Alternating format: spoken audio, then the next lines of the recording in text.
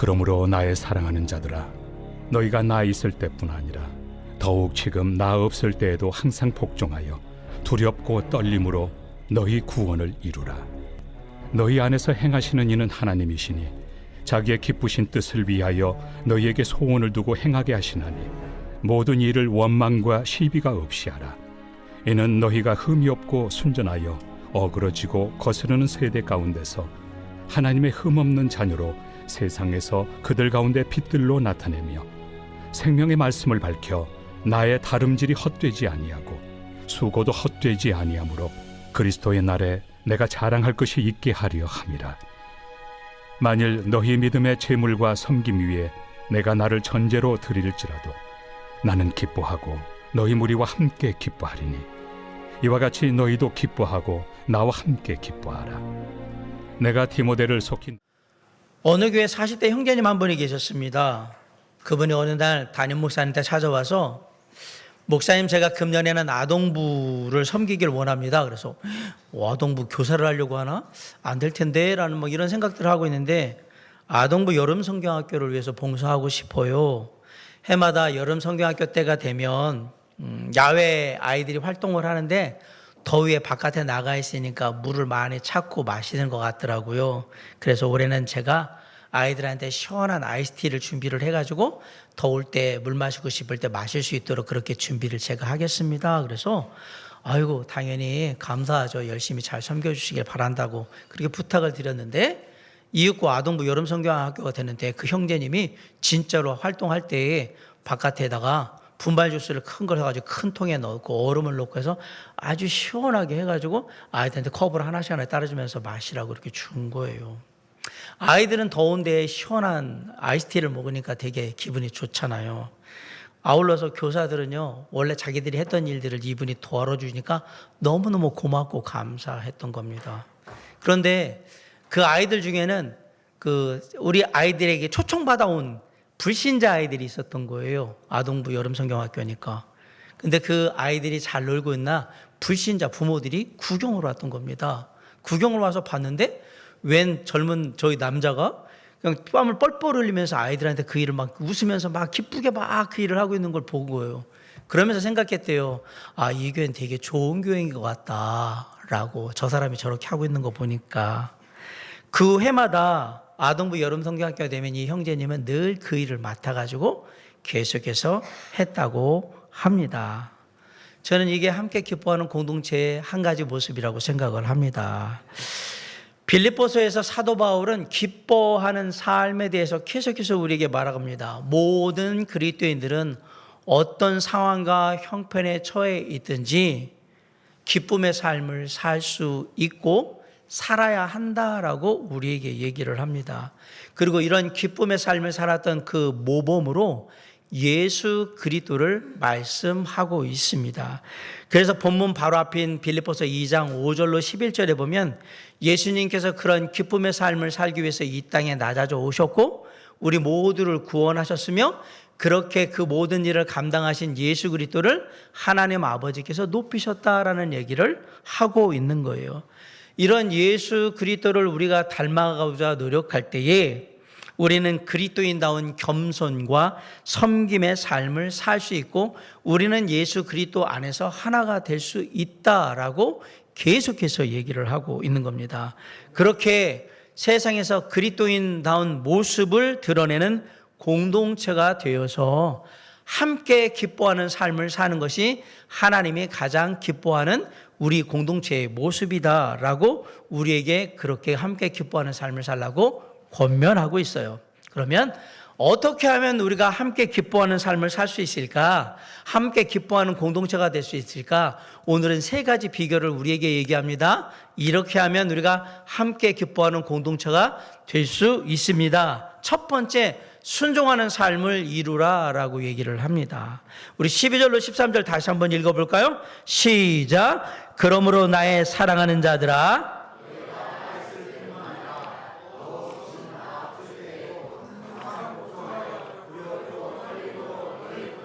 13절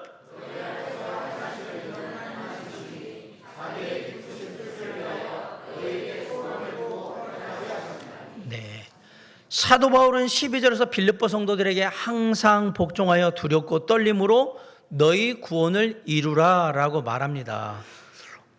구원을 두렵고 떨림으로 이루라고? 이게 뭔 말도 안 되는 소리야? 우리가 어떻게 나 자신을 구원을 이룰 수가 있어? 안 되는데? 사도 바울이 지금 얼마든지 우리가 행위로 구원받을 수 있다라고 지금 얘기하는 거구나. 그 말입니까? 절대 아닙니다. 에베소 2장 8절로 9절에서 사도 바울이 이렇게 얘기했습니다. 너희는 그 은혜에 의하여 믿음으로 말미암아 구원을 받았으니 이것은 너희에게서 난 것이 아니요 하나님의 선물이라. 행위에서 난 것이 아니니 이는 누구든지 자랑하지 못하게 함이라. 이렇게 말했던 사도 바울의 의도를 보면 당연히 우리가 뭔가를 구원받기 위해서 해야 한다는 의미가 아니라는 얘기죠. 여기서 구원을 이루라라는 말은 죄사함 받고 구원을 이루라 그 의미가 아니고 구원받은 자다운 삶의 모습을 삶의 현장에서 이루어 가라, 보여줘라 이 얘기를 하는 겁니다. 다시 말해서 성화, 그리스도를 닮아가는 자의 삶의 구원에 대해서 얘기하고 있는 거예요. 그렇게 두렵고 떨림으로 너희 구원을 이루기 위해서 뭐 해야 한다? 순종해야 한다라는 얘기입니다. 12절에 복종이라는 말로 표현되어 있어요. 이거는 헬라어로 휘파코라는 말인데 원래 이 말은 복종하다, 순종하다 두 가지 의미가 다 쓰이는 말이에요. 다른 번역들은 다 이 말을 복종이라고 하지 않고 순종이라는 말로 다 번역을 했어요. 새 번역 성경에 보면 그러므로 사랑하는 여러분이 언제나 순종한 것처럼 내가 함께 있을 때뿐만 아니라 지금과 같이 내가 없을 때에도 더욱더 순종하여서 두렵고 떨리는 마음으로 자기의 구원을 이루어 나가십시오 라고 합니다. 근데 이 12절에 보면 빠진 구절이 하나 있죠. 지금 개역개정에 뭐냐면 더욱더 순종하여서. 다른 성경들은 다 이게 있어요. 근데 개역개정에는 없어요. 이걸 보면 사도 바울이 얼마나 순종에 대해서 강조하고 있는가라는 사실을 우리가 알게 됩니다. 비록 누구에게 순종해야 되는지 말하지 않더라도 우리는 그 순종의 대상이 예수 그리스도라는 사실을 그냥 쉽게 알 수가 있습니다. 그런데 요즘은 뭐 복종이니 순종이니 이런 말을 그런 말들 자체를 좋아하지를 않습니다. 복종이나 순종이라는 단어가 주는 어감이 별로라고 생각하기 때문에 그렇습니다. 아니 무슨 교회가 군대도 아닌데 뭔 복종이야? 주인과 종관계도 아닌데 무슨 순종하고 복종하고 막 그런 건 이게 좀 아닌 것 같은데. 그리고 우리 안에는 나도 모르는 청개구리 심보가 있어서 하라고 하면 하기 싫은 마음 있죠? 예, 복종해라, 순종해라, 싫은데 복종하기 싫은데 순종하기 싫은데 나도 모르게 그렇게 반항하고 싶은 마음들이 있습니다. 당연히 이런 모습은 우리의 신앙생활에도 영향을 미칩니다. 예수님과 좋은 관계 속에서 그냥 지내기만 하면 되는 거 아닌가? 뭐 신앙이 그런 거 아니야? 무조건 복종하고 고분고분하는 게 내가 순종하게 될 이유가 뭐야? 뭐 알아야 뭘 하든지 하지. 내가 마음이 내켜야 하는 거지. 맞습니다. 예수님은 저와 여러분의 좋은 친구이십니다. 요한복음 15장 14절에 보면 너희가 나의 명하는 대로 행하면 곧 나의 친구라라고 예수님이 말씀하셨어요. 하지만 동시에 예수님은 저와 여러분의 주인이시기도 합니다. 로마서 14장 7절로 8절에 보면 우리 중에 누구든지 자기를 위하여 사는 자가 없고 자기를 위하여 죽는 자도 없도다. 우리가 살아도 주를 위하여 살고 죽어도 주를 위하여 죽나니 그러므로 사나 죽거나 우리가 주의 것이로다. 예수님을 지칭하는 명칭 중에 주님이라는 말이 히브리어로는 아도나이, 헬라어로는 퀴리오스라고 제가 말씀드렸고 이건 다 주인을 지칭한다라고 분명히 말씀을 드렸습니다. 예수님은 우리의 인생의 주관자 주인이세요. 우리 인생의 전문가이시고 우리 인생의 선한 인도자이십니다. 예수님은 어떻게 해야 우리의 인생이 지금보다 훨씬 더 빛날 수 있는지를 너무나도 잘 알고 계시는 분이십니다. 당연히 예수님과 그분의 말씀에 순종하지 않는 것은 우리에게 전적으로 손해입니다. 우리가 어떻게 하면 빛날 수 있는지를 아는 분인데 그분의 말을 안 듣는다? 다 손해예요. 여러분 축구 경기를 하면 감독이 왜 필요한지 아십니까? 그냥 11명 모여서 그냥 공 차고 놀면 되지 왜 감독이 필요할까? 좋은 감독이 있으면 팀이 좋아져요. 그래서 우리가 거스 히딩크 같은 2000년 월드컵을 4강으로 이겼던 그런 감독을 명장이라고 얘기를 해요. 그러면 명장이 왜 필요하냐? 좋은 감독이 왜 필요하냐? 좋은 감독이 좋은 선수를 만들어내기 때문에 그렇습니다. 제가 단언컨대 거스 히딩크가 없는 한 박지성이라는 선수는 나올 수가 없었어요. 한국의 축구의 그 식만 학벌, 그 인맥 이런 걸로 해가지고는 박지성 같은 선수들은 그런 학교 출신은 절대 국가대표가 될 수 없는 포지션이에요. 그런데 됐잖아요. 그 명장은 그 선수의 가치를, 존재를 알고 있는 거예요. 그 선수의 장점이 뭔지, 단점이 뭔지, 멘탈은 어떤지, 어떤 때 가장 좋은 플레이를 하는지 그 선수의 가치를 잘 파악해서 적재전술의 그 선수를 활용하는 겁니다. 그게 명장이고 그러면 좋은 선수가 되는 거예요. 손흥민 선수가 지금 월드 클래스라고 보이지만 EPL에 처음 갔을 때, 영국의 프리미어 리그 처음 갔을 때 1년 하고 힘들어가지고 독일로 다시 가겠다고 했을 때 그 포체티노라는 감독이 너는 아니다. 분명히 여기서 적응해서 진짜 잘할 수 있다라고 딱 잡아줬어요. 그러면서 이런 플레이를 계속 하라고 얘기를 했거든요. 지금 지나가지고 보세요. 10년이 지나가지고 월드 클래스가 돼 있잖아요. 우리는 주말마다 손흥민의 경기를 보면서 행복하잖아요. 아, 우리 선수가 저 세계 최고의 무대에서 뛰고 있구나라는 생각들 때문에. 명장이 왜 필요하냐? 그 선수의 가치를 알기 때문에 그래요. 그리고 그 선수는 그 플레이를 하면서 실력이 늘게 되어 있어요. 실력이 늘으면 연봉이 높아지고, 연봉이 높아지는 얘기는 많은 돈을 번다라는 얘기입니다. 프로니까 돈으로 가치를 환산하게 되니까. 마찬가지입니다. 주님은 우리 인생의 감독이십니다. 주님, 예수님의 권위를 인정하고 그분께 순종하게 될 때 우리의 삶은 빛나게 될 겁니다. 가치 있게 될 거라는 사실입니다. 그걸 위해서 우리는 항상 주님께 온전히 주님의 말씀을 따르고 주님께 함께하고자 하는 순종하는 마음을 가져야 하는 거예요. 하지만 주님께 온전히 순종하는 것은 온전히 내 힘으로 되지를 않습니다. 주님의 도우심이 있을 때에만 청교우리인 신보인 우리가 주님께 순종할 수 있다라는 얘기예요. 13절 한번 읽어보세요. 자, 시작.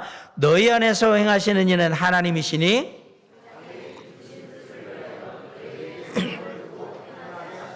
네, 우리 안에서 행하시는 이는 누구다? 하나님이에요. 하나님이 이게 우리가 어두운 세상에서 빛의 삶을 살고 싶어요. 마음 먹는다고 이게 되지를 않습니다. 인간의 노력하기 이전에 하나님의 도우심이 있어야 되는 거예요. 너희 안에서 행하시는 하나님, 우리 안에서 행하시는 하나님의 도우심이 있어야 우리가 세상에 빛된 삶을 살 수 있고 하나님께 순종하는 삶을 살 수 있다라는 얘기예요. 하나님의 성령이 우리 가운데 역사하셨을 때 우리의 마음을 새롭게 하고 내가 하나님의 말씀과 그분의 뜻을 따라서 순종하는 삶을 살아야지 라는 마음을 갖게 되고요. 그것을 계속해서 이루어갈 수 있는 힘도 누가 주시냐? 내 의지로 되는 것이 아니라 성령의 역사하심으로 하나님의 힘으로 이루어진다라는 얘기예요. 그때 우리는 예수 그리스도를 따르는 순종하는 제자의 삶을 살 수 있는 것이다. 그렇게 순종하는 모습을 서로 보면서 기뻐하라 이 얘기를 하는 거예요. 너도 주님 따라가? 나도. 너도? 와, 우리 다 주님 따라가고 있네. 이게 함께 기뻐하는 공동체예요. 우리 모두는 주님께 순종함으로 주님을 따라가는 사람들이기 때문에. 그러므로 구원받은 하나님의 자녀들답게 하나님의 약속을 믿고 두렵고 떨림으로 항상 순종하는 삶을 통해서 함께 기뻐하는 공동체를 이루어가는 우리가 모두가 될 수 있기를 주님의 이름으로 간절히 축원합니다. 자, 함께 기뻐하는 공동체를 이루는 첫 번째 비결, 순종하는 삶을 이루어야 한다라는 얘기를 드렸어요. 두 번째 비결은 빛된 공동체로 행해야 합니다. 14, 15, 16절은 그 말씀이에요. 한번 읽어볼게요. 시작. 모든 일을 원망과 시비가 없이 하라. 15절.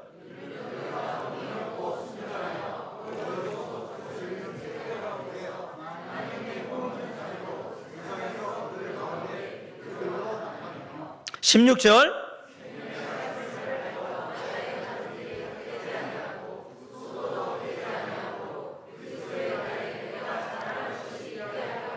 네. 14절에 모든 일을 원망과 시비가 없이 하라라고 말씀하셨어요.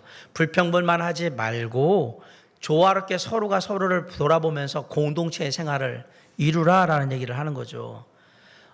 바울은 빌립보서 3장에 가면 거짓 교사들을 향해서 그 잘못을 지적하면서 너희의 잘못이 뭔지에 대해서 낱낱이 얘기를 합니다.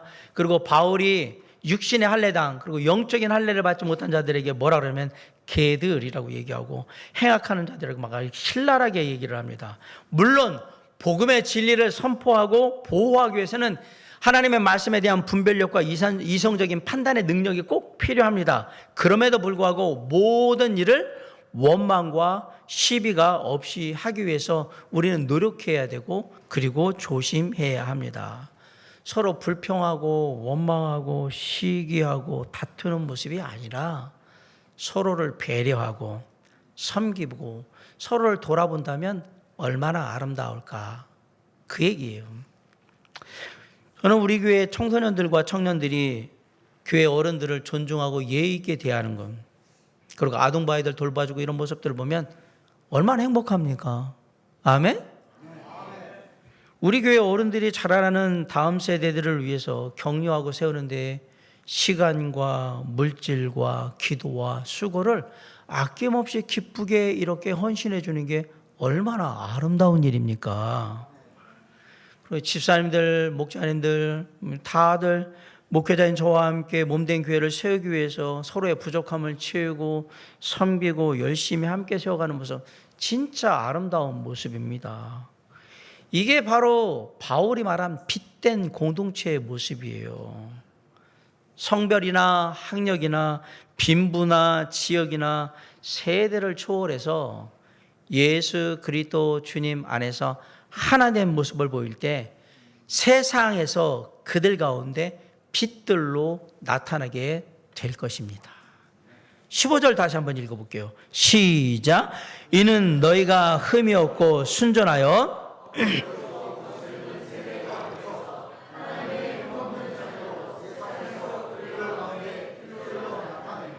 하나님의 흠없는 자녀로 세상에서 그들 가운데 빛들로 나타낸다.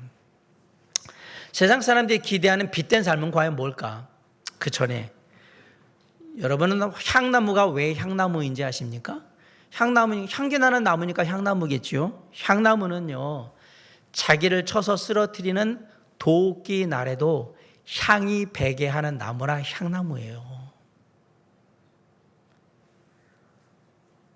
참, 그게 향나무인 거예요.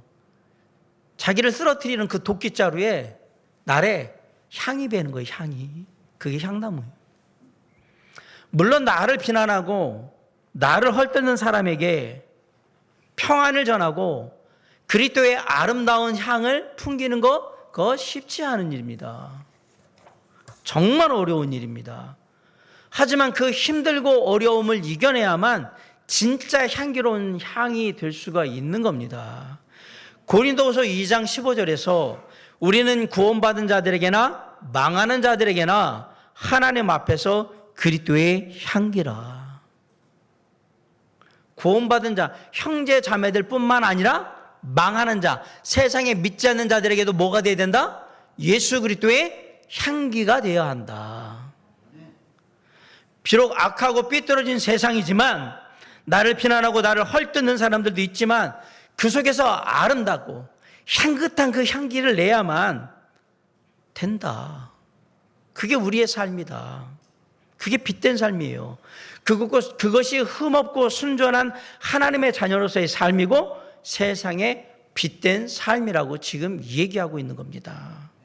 그럴 때 우리는 사람들을 하나님의 나라로 이끄는 하나님 앞에 자랑스러운 하나님의 자녀들이 될 것입니다. 16절 한번 읽어볼게요. 시작. 생명의 말씀을 밝혀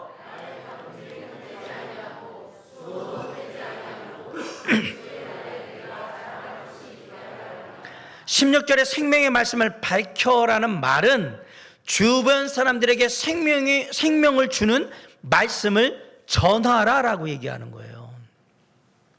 죄악으로 어두운 세상에 생명이라는 빛을 밝혀서 사람들 마음 가운데 있던 두려움과 불안과 근심과 걱정과 염려를 없애버리고 그 안에 생명 가운데 사랑과 소망과 믿음과 은혜로 채울 수 있도록 해줘라. 이게 생명의 빛을 주는 거예요. 사람들은 그런 교회와 그런 성도들에게 당연히 매력을 느낄 수밖에 없습니다.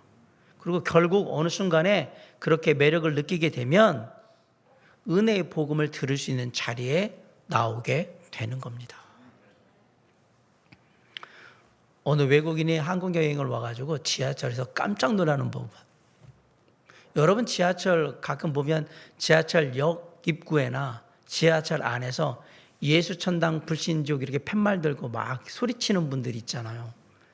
외국인이 볼 때는 깜짝 놀라리는 거예요. 사실 외국에서도 그렇게 하시는 분들이 있는데 소리치진 않고 이렇게 팻말 두고 예수님은 당신을 사랑하고 뭐 Jesus loves you 이런 거 이렇게 들고 있단 말이에요. 그러면 크리스찬들은 어떻게 하냐면 그 사람한테 가가지고 이렇게 안아주면서 격려해주고 이렇게 합니다. 그들은 그냥 가만히 들고 있어. 근데 우리는 예수 천당 불신족 막 그러는데 그것도 아침에 이제 출근하면서 잠깐 자는 분들한테 막 그러고 막 이러고. 그분한테는 이게 쇼킹했던 거예요. 이걸 들었다는 게 문제가 아니라 그렇게 하고 있다라는 게 문제였던 거고, 두 번째는 그거에 사람들이 반응하는데 막 짜증스러워 하면서도 아무런 이러고 가만히 있는 모습들이 그게 참 신기하게 보였던 거예요. 저는 이런 막무가내식의 전도가 불신자들에게는 기독교를 향해 나오는 발걸음을 막는 아주 치명적인 이 문제 중에 하나라고 생각합니다. 막무가내식으로 하면 안 됩니다. 전도는 전도 물품 몇 개 나눠준다고 되는 게 아닙니다. 우리가 전도용 연도한다고 이벤트성 어떤 행사를 한다고 해서 전도가 되는 게 아니에요. 전도는 반드시 전도하는 사람의 빛된 삶이 담겨 있어야 합니다. 마태복음 5장 16절에 이같이 너희 빛이 사람 앞에 비치게 하여 그들로 너희 착한 행실을 보고 하늘에 계신 너희 아버지께 영광을 돌리게 하라. 뭘 보고? 네가 주는 전도 용품을 보고? 네가 주는 물티슈를 보고? 네가 주는 사탕을 보고? 네가 주는 건빵을 보고? 전도지를 보고? 아니요. 너희 행실을 보고. 그동안 다 지켜봤다 이 얘기잖아요. 전도는 우리의 빛된 삶이 담겨져야 전도가 되는 거예요. 저는 그렇다고 완벽한 삶을 살라고 얘기하는 게 아니에요. 우리가 그리스도인답게 살려고 노력하는 그 삶의 모습이 있을 때 그때 사람들은 예수 그리스도와 우리의 얘기에 귀를 기울이게 될 것이다. 아울러서 교회는 교회다워야 전도가 됩니다. 어느 목사님이 한 교회에 새롭게 담임 목사로 부임을 하게 됐는데 얼마 안 가서 강단에서 저같이 설교하는 시간에 앞으로 우리 교회는 2년 동안 전도를 하지 않습니다 라고 얘기한 거예요. 교회가 난리가 났어요. 아니 목사가 전도를 하지 말래. 뭔 얘기야. 저 사람 이상한 사람 아니야? 목사가 전도를 하지 말라고 2년 동안, 그것도 2년 동안. 그럼 그 목사님이 왜 그랬느냐? 그 교회가 큰 문제가 있는 교회가 아니었습니다. 근데 왜 그랬을까? 이 목사님이 부임을 해가지고 교회를 보니까 성도들이 그냥 주일날 와서 예배만 드리고 그냥 가는 거예요. 제대로 된 온전한 교제나 따뜻한 교제도 하지도 않고 영혼들에 대한 얘기를 할 때 그런 건 열정도 별로 없어 보이고 그 직분자들은 헌신도 제대로 안 하고 이 목사님에게 걱정이 있었던 거예요. 새로운 영혼이 여기에 과연 올 수 있을까? 라는 거. 이렇게 하고 있는 가운데서 과연 새로운 영혼이 올 수 있을까에 대한 생각. 두 번째는 혹여라도 누군가 새로운 영혼을 들어온다면 과연 그들에게 그리스도 안에서 선한 영향을 끼칠 수 있겠는가라는 것에 심각한 의구심이 들어서 앞으로 저와 여러분의 삶이 온전히 예수 그리스도를 따르는 삶으로 회복되기까지 2년 동안은 전도하지 말고 우리의 삶이 온전히 회복될 수 있는 데만 신경 쓰셔야 합니다 라고 얘기한 거예요. 교회가 교회다워지면 세상에 그 어떤 것도 교회를 대신할 수가 없습니다. 교회가 얼마나 대단한 존재인데요. 교회가 예수 그리스도 하나님의 말씀을 따라서 온전히 그 기능을 다하면 사람들은 알아서 교회로 옵니다. 이 딴짓거리하고 뻘짓을 하니까 문제인 거지, 교회들이. 교회가 교회의 역할을 하면 절대로 사람들은 교회를 떠나지 않아요. 차별도 없어요. 늘 따뜻해요. 약한 자들, 가난한 자, 어려운 사람들을 살펴요. 연약한 사람들 도와주고 기도해줘요. 서로 힘이 되기 위해서 위로하고 격려해요. 그런 교회를 왜 떠납니까? 교회가 그렇게 온전히 기능을 다하면 잘 기억하세요. 우리가 세상을 다 밝게 비출 수는 없어요. 그런 꿈도 꾸지 마세요. 대신에 교회와 성도들이 온전히 빛된 삶을 살게 되면 최소한 내 주변은 밝힐 수 있을 거 아닙니까? 내 주변은. 딴 데는 어둡더라도 내 가까이로 오면 밝은 곳에 있도록 만들어줄 수 있을 거 아니에요? 그게 우리의 책임이며 우리의 의무예요. 우리가 해야 할 일인 겁니다. 그게 빛된 삶입니다. 세상을 밝게 비춘다? 그런 헛된 꿈 꾸지 마시고 내 주변에라도 사람들이 어둡지 않고 내 주변에 오면 따뜻하고 내 주변에 오면 밝고 내 주변에 오면 평안하고 내 주변에 오면 은혜를 누릴 수 있도록 내가 그렇게 해주면 좋겠다라는 마음을 가지고 우리는 최선을 다해서 수고하고 노력하는 거예요. 그게 세상에서 사람들에게 빛된 삶으로 나타나는 겁니다. 그러면 우리 김용경 집사님도 밝으시네? 김경기 집사님도 밝으시네? 우리 김창현 집사님도 밝으시네? 장석기 집사님도 이러면 너도? 와, 우리 다 밝게 그래도 자기 역할은 다 하고 있네. 그게 함께 기뻐하는 공동체예요. 어두운 곳은 밝게 비추고 힘을 잃어가면 더 힘을 낼 수 있도록 해서 밝게 빛을 나게 만들고 그게 함께 기뻐하는 공동체라고 얘기하는 겁니다. 사랑하는 성도 여러분, 빛된 공동체의 삶을 행하시기 바랍니다. 그럴 때 우리는 함께 기뻐할 수 있다. 누군가 여기서 컴컴한 어둠으로 10년, 20년 계속한다면 그 모습을 우리가 보면 안 되겠죠. 마찬가지예요. 세상에 나가서 아직도 주님 안에서 들어오지 못하고 저 어두운 세상 가운데 컴컴하게 살고 있는 사람들이 있으면 내가 가서 최소한 나의 빛으로 그 사람의 삶의 주변이 조금은 밝게 만들어줘야 되는 거 아닙니까? 이게 빛된 삶이에요. 그걸 하면서 우리는 기뻐하는 거예요. 그거 하고 계시네. 아무개 형제님도 아무개 다님도 그거 하셨네. 네. 그래서 한 사람 한 사람 우리의 빛된 삶의 그 모형 형태 안에 들어오게 만들어줘야죠. 그게 함께 기뻐하는 공동체의 두 번째 비결이었던 겁니다. 우리 모두 세상 사람들에게 빛된 삶의 공동체를 통하여서 그 삶을 통하여서 함께 기뻐하는 모습으로 함께 할 수 있기를 주님의 이름으로 간절히 축원합니다. 자, 함께 기뻐하는 공동체가 되기 위한 첫 번째 삶의 비결은 순종하는 삶을 이루어야 된다고 했어요. 두 번째 사람은 빛된 공동체로 행해야 한다고 했습니다. 마지막 세 번째, 희생과 섬김을 기뻐하셔야 합니다. 17, 18절 한번 읽습니다. 시작. 만일 너희 믿음의 재물과 섬김 위에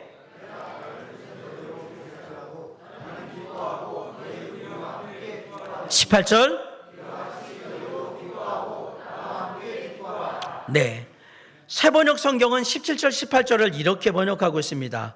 그리고 여러분의 믿음의 제사와 예배에 나의 피를 붓는 일이 있을지라도 나는 기뻐하고 여러분 모두와 함께 기뻐하겠습니다. 여러분도 이와 같이 기뻐하고 나와 함께 기뻐하십시오. 바울이 뭘 붓는다고 그랬죠? 피를 붓는다. 바울이 빌립보서를 쓰면서요, 감정이 아주 격해지고 있는 겁니다. 17절에서 지금 피 뿌리는 이 얘기를 하는 건 이거 제사에 비유해서 지금 뭔가를 얘기하고 있는데, 바울은 뭘 얘기하냐면 빌립보 교회 성도들이 주 예수 그리스도를 믿는 믿음 안에서 온전히 설 수 있다면 내가 기꺼이 희생 제물이 돼서 내 피를 그들의 믿음 위에 뿌려주겠다 이 얘기를 하는 거예요. 그들이 설 수 있다면 내가 기꺼이 목숨 바쳐서 그 일을 하겠다. 나는 그 일을 기뻐하리라. 너희도 누군가의 믿음을 신앙을 세우는 일에 그렇게 할 수 있는 것, 그걸 기뻐해야 한다라고 얘기하는 거예요. 희생과 섬김을 기쁘게 감당하라. 주님을 섬기는 자로서 형제 자매들을 위해서, 사랑하는 이웃들을 위해서, 친구나 가족들이, 이 믿지 않는 자들이 그들을 세우기 위해서 내가 목숨까지도 기꺼이 드리는데 딱 기쁘게 그 일을 하겠다라고 얘기하는 겁니다. 로마서 12장 1절에서 사도 바울이 이렇게 얘기했어요. 너희 몸을 하나님이 기뻐하시는 거룩한 산제물로 드리라라고 했는데 그렇게 하고 싶다라고 얘기하는 거예요. 난 기쁘게 그 일을 하겠다. 그리고 나서 18절에서 빌립보 교회 성도들에게 이렇게 권면합니다. 18절 다 같이 한번 읽어볼까요? 시작. 이와 같이 어두운 세상에 생명의 빛을 전하려면 기쁘게 희생하고 섬기는 일을 해야 하는데 그걸 기쁘게 해야 돼. 너희도 그렇게 했으면 좋겠어 라고 얘기하는 거예요. 억지로 하는 게 아니라 스스로 자원함으로 기쁘게 해야 하는 거예요. 기쁘게. 고린도후서 9장 7절에 보면 각각 그 마음에 정한 대로 할 것이요 인색함으로나 억지로 하지 말지니 하나님은 즐겨내는 자를 사랑하시니라 라고 했습니다. 내 세번역 성경은 각자 마음에 정한 대로 해야 하고 아까워하면서 하거나 마지못해서 하는 일은 없어야 합니다. 하나님께서는 기쁜 마음으로 내는 사람을 사랑하십니다. 제가 예전에 설교할 때도 이게 즐겨라는 말이 기쁘게, 기쁜 마음이라고 분명히 말씀드렸어요. 이 구절은 헌금뿐만 아니라 헌신에게도 동일하게 적용되는 구절입니다. 헌신은 어떤 마음으로 한다? 기쁜 마음으로 한다. 기쁜 마음으로 헌신을 해야 거기에 은혜가 있고 감동이 있는 겁니다. 주님을 섬기는 일에는 반드시 희생이 따릅니다. 시간도 희생해야 되고요. 물질도 희생해야 합니다. 때로는 정성을 다 드려야 되고요. 때로는 육신의 수고도 감당해야 합니다. 매주일 저희들이 금요일 날 찬양 기도회를 합니다. 끝나면 뭘 하죠? 끝나면 뭐 하죠? 그렇죠. 집에 간다고 하시는 분은 청소를 안 해보신 분이고요. 청소를 합니다. 교회 청소를. 제 아내와 청년들하고 여러 자매님들이 교회 청소를 합니다. 끝나고. 귀한 수고를 하세요. 그리고 토요일 날이 되면 우리 홍인표 집사님, 김정희 자매님, 곽건순 목자님, 박필래 자매님은 맡겨진 구역을 깨끗하게 다 청소를 하십니다. 그리고 우리 주일날 되면 눈비가 오나 우리 조재현 집사님은 저 바깥에 나가서 주차하고 계시고. 저는 이 일을 하시는 분들 중에 단 한 분도 짜증내면서 투덜거리면서 이 일을 하시는 분을 본 적이 없습니다. 이분들 다 그냥 당연하다듯이 웃으면서 그냥 기쁘게 그 일을 하고 있는 겁니다. 매주 시간을 내서 그 일을 하는 거 쉽지 않은 일입니다. 때로는 하기 싫어도 어쩔 수 없잖아요. 그럼에도 불구하고 인상 쓰거나 짜증내면서 그 일을 하시는 분을 제가 본 적이 없어요. 주일날 차량 운행으로 섬기시고 수요일날 옮기시는 우리 김경균 집사님이나 우리 태성 형제, 그리고 매주 식사 준비하시는 자매님들, 제가 늘 뵙지만 정말 대단한 분들이세요. 저보다 대단하신 분들이에요. 이분들이. 저야 소명이 이거니까 이 일을 하지만 정말 대단한 분들이에요. 존경스럽습니다. 어디 이분들 뿐입니까? 우리 집사님들도 그렇고 방송팀도 그렇고 우리 찬양대도 그렇고 교사들, 목자님들, 그리고 여러 성도님들이 곳곳에서 다 그 일을 진짜 보이지 않게 하는데 그냥 기쁘게 당연하듯이 내가 해야 할 일 차원에서 다 하시고 계신 거예요. 제가 이 교회 온 지 지금 15년째잖아요. 늘 한결같아요. 예수 그리스도와 그분의 몸된 교회를 사랑하는 마음으로 기꺼이 차원에서 기쁨으로 즐겁게 섬기는 성도들의 모습을 목회자인 제가 볼 수 있는 것은 큰 축복이고 저 개인에게도 큰 기쁨입니다. 요즘 교회 다들 돈 줘서 청소부 써가지고 다 청소하고 그러고 있어요. 우리 안 하잖아요. 기쁘게 하잖아요. 아마 이분들 그냥 할 때까지 계속 그거 하실 거예요. 그냥 기쁘게 차원에서 안 바뀌잖아요. 그러니까 계속 다른 교회들은 일할 사람이 없어가지고 청소할 사람 없어서 어쩌고 저쩌고 그러는데 저희는 걱정은 없거든요. 왜? 진짜로 기쁘게 하시는 분들이 있으니까 그래요. 그럼 금전적인 보상이 있냐? 없습니다. 누가 잘 알아주냐? 알아주지도 않습니다. 뭐 당장 그러면 성과가 드러나서 막 누가 이거 했네 이렇게 드러나냐? 하나도 안 드러납니다. 늘상 하는 일이니까. 그런데 기쁘고 감사함으로 그냥 하는 거예요. 은혜롭게. 앞으로도 계속 그렇게 해주시기 바랍니다. 그리고 부탁드립니다. 할 수만 있다면 더 기쁨으로 기꺼이 헌신하시기 바랍니다. 왜요? 공교롭게도 헌금과 헌신에 대해서 제가 언급한 고린도후서 9장 7절 바로 앞구절인 고린도후서 9장 6절을 제가 읽어드릴게요. 이것이 곧 적게 심는 자는 적게 거두고 많이 심는 자는 많이 거둔다 하는 말이로다. 이 말의 의미를 그대로 담아서 갈라디아서 6장 7절로 8절은 이렇게 얘기합니다. 사람이 무엇으로 심든지 그대로 거두리라. 자기의 육체를 위하여 심는 자는 육체로부터 썩어질 것을 거두고 성령을 위하여 심는 자는 성령으로부터 영생을 거두리라. 그런데 이렇게 기쁨으로 끝까지 자원하여 섬기려면 반드시 필요한 게 뭐냐? 그게 바로 17절에서 말하는 믿음입니다. 자, 17절 다시 한번 읽어보겠습니다. 시작. 만일 너희 믿음의 재물과 섬김 위에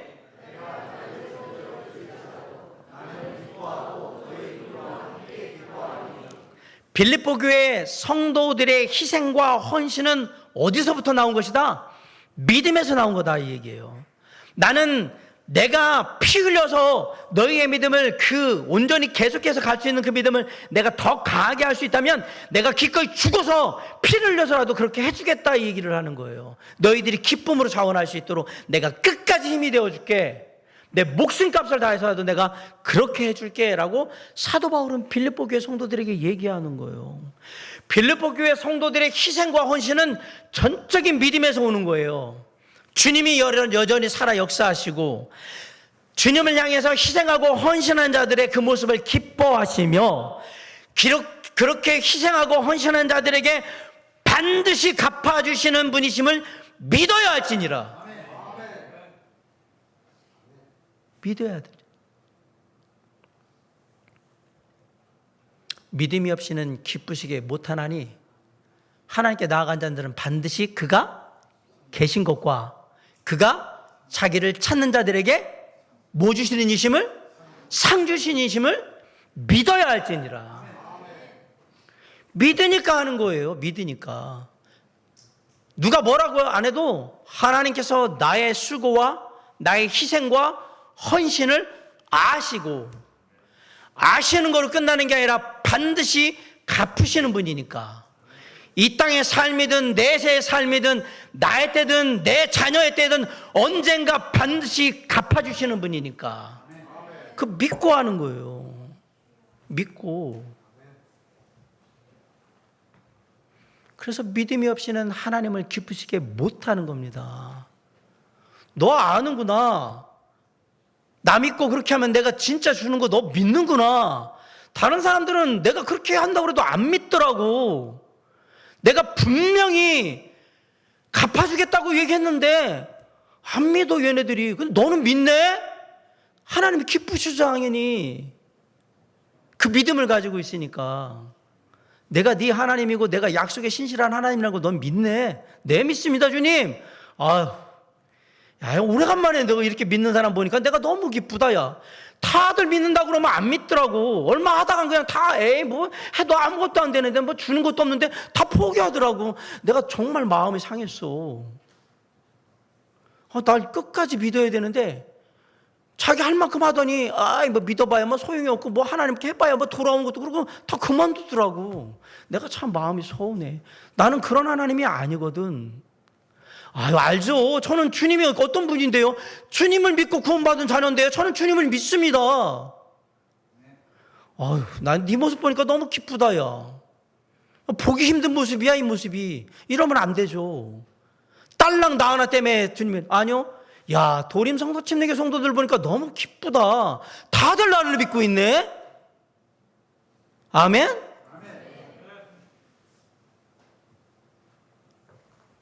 소돔과 고모라를 살리기 위해서 내가 여기서 믿음 있는 자 한 사람만 있으면 내가 살려줄게. 이게 여기에서 되면 안 되잖아요. 야, 여기는 내가 한 명 구하는 거 하면 안 되겠다. 야, 뭐 이거 안 되겠는데? 10명도 아유, 안 되겠는데? 이게 50명 안 되겠는데? 이거 100명 넘겨야지 뭐 좀 될 것 같은데? 이렇게 해야지. 여기서 나 믿는 사람 한 사람 만나가 나오면 내가 니들한테 아주 축복을 그냥 복에 복을 더해줄게. 이래버리면 이게 무슨 꼴이에요, 이게? 아닙니다. 믿음이 없으면 하나님을 기쁘시게 못합니다. 놀랍게도요, 축복도 믿음으로 받고요, 모든 은혜도 믿음으로 받는 거예요.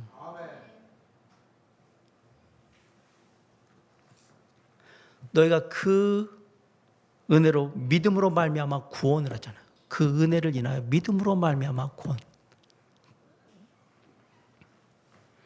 믿음이 있기 때문에, 그런 믿음이 있기 때문에 우리가 힘들고 어려워도 희생하고 헌신하는 거예요. 끝까지 하는 거예요. 왜? 약속에 신실하신 하나님을 내가 믿으니까. 그러니까 견디는 거예요. 사람들이 뭐라고 해도 상관없어요. 나는 누구를 믿으니까? 박창식 목사를 믿으니까? 아니요. 나는 우리 주 예수 그리스도 하나님을 믿으니까. 약속에 신실하신 하나님을 믿으니까. 그리고 우리의 희생과 헌신의 갑절의 은혜와 30배, 60배, 100배의 축복으로 갚아주실 분이심을 믿으니까. 그러니까 하는 거예요. 그러니까 시간을 희생하고 물질을 헌신하고 그리고 수고를 하고 그러는 거예요. 저는 줄 능력이, 여러분의 그 희생과 헌신에 뭐 하나 줄 능력이 저는 없습니다. 절 믿지 마세요. 하나님을 믿으세요. 주님을 믿으세요. 여러분에게 후히 주시고 되어 눌러서 넘치도록 주실 주님을 믿으시기 바랍니다. 그 믿음으로 우리가 기쁘게 희생하고 헌신할 때 우리는 진짜 세상에 한 줄기 빛이 되는 거예요. 저 사람들은 왜 저렇게 하고 있지? 와, 그런데 그게 믿음으로 하는 일이죠. 믿음 안에서 기쁨으로 희생하고 헌신함으로 함께 기뻐하는 공동체를 이루어갈 수 있기를 주님의 이름으로 간절히 축원합니다. 아유, 아무경이 잘하고 있어. 아무경이 너무 잘한다. 하나님 반드시 갚아주실 거야. 믿어. 이런 말들이 믿죠. 하나님이 어떤 분이신데요. 저는 믿어요. 제가 이렇게 희생하고 헌신하는 건 주님이 그 이상으로 다 갚아주실 거 저 믿어요. 그렇지? 나도 그렇게 믿어.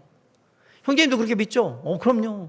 이게 함께 기뻐하는 공동체요. 이렇게 믿는 사람끼리 있어봐야 얼마나 기쁘겠냐고, 해피하겠냐고요, 행복하겠냐고. 이게 함께 기뻐하는 공동체예요. 우리가 같은 것을 위해서 그렇게 하고 있기 때문에. 주님은 좋으신 하나님입니다. 오늘 본문은 우리에게 함께 기뻐하는 공동체가 되기 위해서 세 가지를 하라고 얘기하고 있습니다. 첫째는 순종하는 삶을 이루어야 한다라고 얘기합니다. 구원받은 자의 삶의 모습이 이 세상의 사람들에게 나타날 수 있도록 항상 하나님과 하나님의 말씀에 순종하는 자가 되어야 한다. 두 번째는 빛된 공동체로 행해야 한다라고 말씀합니다. 죄악으로 어두운 세상이지만 그 가운데 생명이라는 빛을 밝혀서 사람들의 마음 가운데 있는 두려움과 불안과 걱정과 염려를 다 없애버리고 대신 생명 가운데 사랑과 은혜와 소망과 믿음으로 함께 할 수 있도록 그들을 채워가는 거예요. 그게 빛된 공동체의 삶을 살아가는 거예요. 마지막으로 희생과 섬김을 기뻐해야 한다라고 했습니다. 비록 힘들고 때로는 지치고 어렵지만 우리가 믿음으로 기쁘게 희생하고 헌신하게 될 때 우리는 세상의 소망이 될 수 있고 한 줄기 빛이 될 수 있을 겁니다. 그게 우리 교회를 통해 주님이 세상에 하고자 하는 일이기 때문에 그렇습니다. 이 일들을 잘 감당해가는 함께 기뻐하는 공동체, 그 공동체 도림 성서 침례교로 올 한 해 든든하게 아름답게 세워져 나가는 우리 모두가 될 수 있기를 주님의 이름으로 간절히 축원합니다. 기도하시겠습니다.